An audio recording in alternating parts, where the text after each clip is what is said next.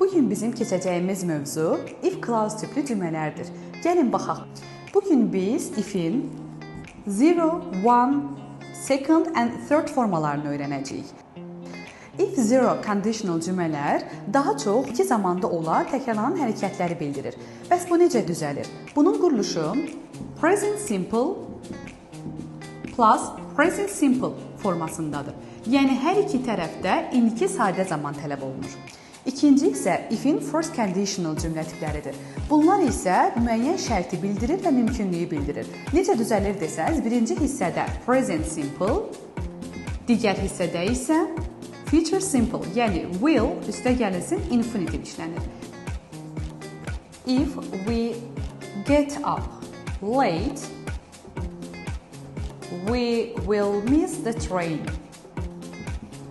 Əgər gecə oyansaq, qatarı qaçıra bilərik. Gördüyünüz üzrə birinci hissə present simple get up, digər hissə isə will plus infinitive, yəni gələcək zamanda işlənməlidir.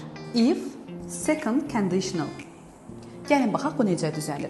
If second conditionalda birinci hissəmiz olacaq past simple, yəni keçmiş sadə zaman. Digər hissə isə olmalıdır would plus infinitive. Bu daha çox keçmiş hadisələri, keçmişdə baş verən hadisələri bildirir. For example, if I were you, I wouldn't go there.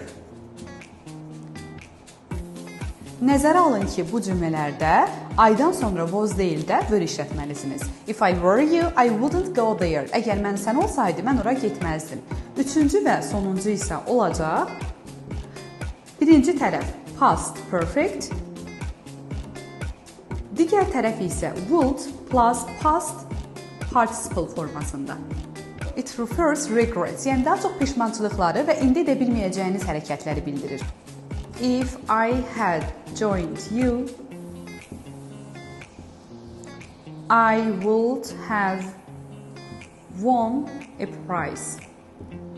Əgər mən də sizə qoşulsaydım, mükafat qazana bilərdim. Yəni, bu artıq keçmiş zamandadır, mən qayda bilmərəm və bu peşmançılıq bildirən hərəkətlərdir.